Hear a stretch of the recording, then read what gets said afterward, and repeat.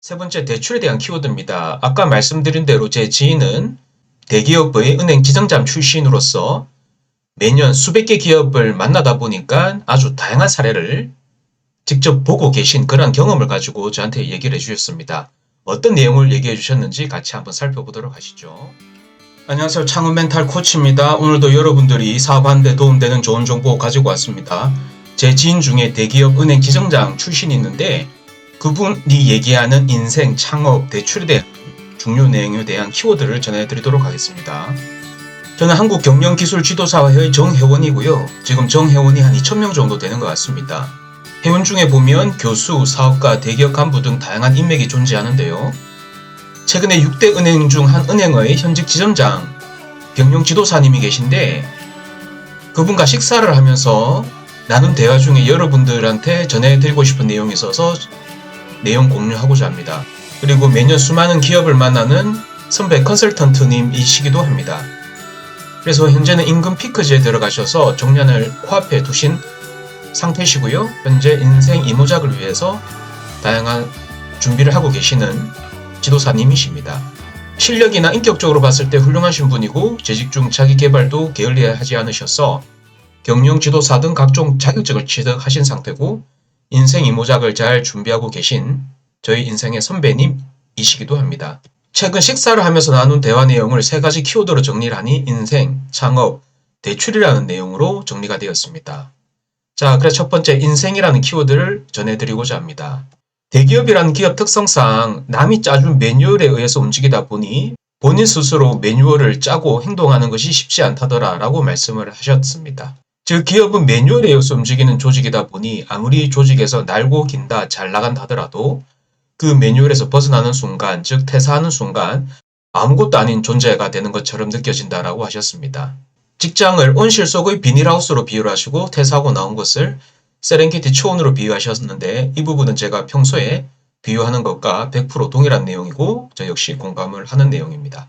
지인은 은행 대기업 지점장 출신으로서 연락처에 기업 대표자 등 1000명이 넘는 연락처가 있다고 하시는데 정년을 코앞에 두신 현재 상황에서 그전에는 그렇게 많이 연락이 왔었으나 지금은 비교적 연락이 뜸하다고 말씀하시더라고요.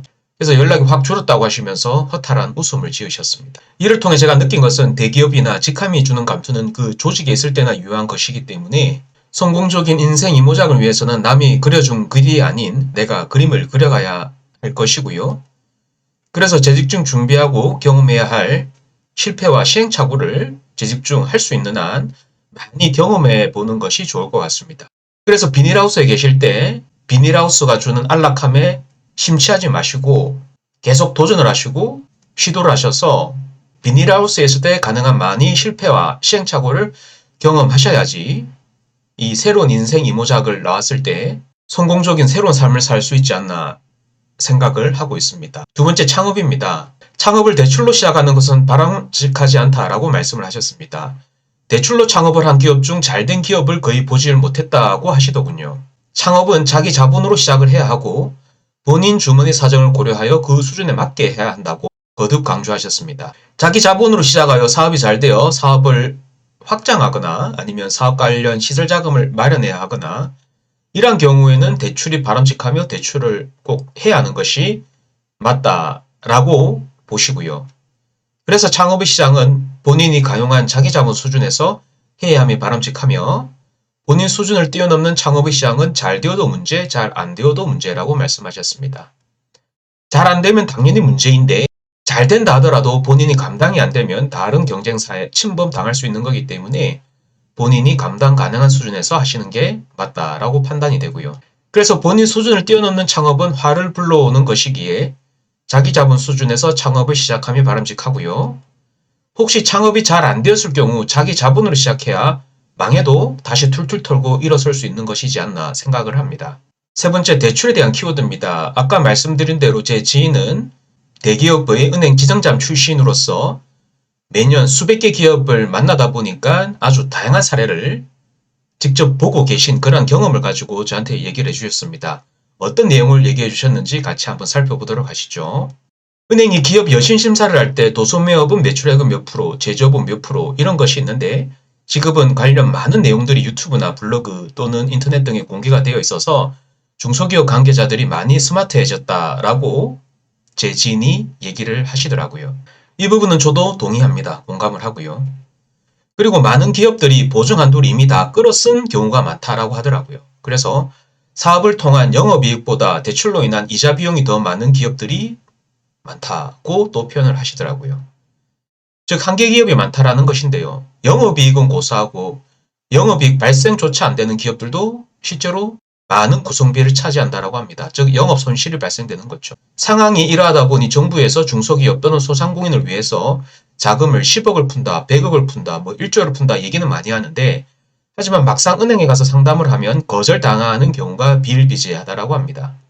상담 시 다른 데 가보라고 하거나 기업 상황이 좋아지면 나중에 다시 오라는 얘기는 결국 나는 당신에게 대출을 해주기 싫으니 이러한 싫다는 얘기를 젠틀하게 표현한 것일 뿐이다 라고 봐야 된다는 것이죠.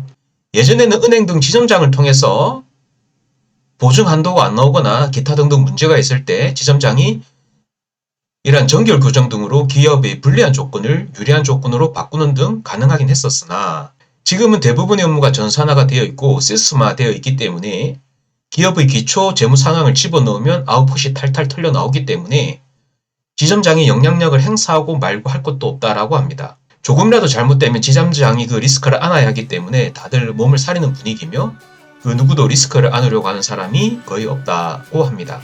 그래서 융자 및 보증 쪽에 관심 있다라고 하면 평소 기업의 재무제표 관리에 신경을 써야 하면 두말하면 잔소리죠. 평소에 신경을 써야지 불가능이 가능으로 바뀌고 가능한 상태라면 보증 한도가 더 많이 나오는 것은 너무나 당연하기 때문에 평소 재무 실적에 관심을 가지고 관리를 해야 되는 것은 미리 선제적으로 대응을 하셔야만 한다라고 말씀을 드리고 싶습니다. 그래서 관련 내용을 정리하면 인생 창업 대출이라는 키워드로 대기업 금융권의 지점장으로 계시는 정년 퇴직을 앞두고 계신 저희 인생 선배님과의 조언을 정리해 보았습니다. 아무쪼록 오늘 저희 내용이 도움이 되셨기를 바라고 앞으로도 저는 여러분들이 사업하는 데 도움되는 좋은 정보를 가지고 오도록 하겠습니다.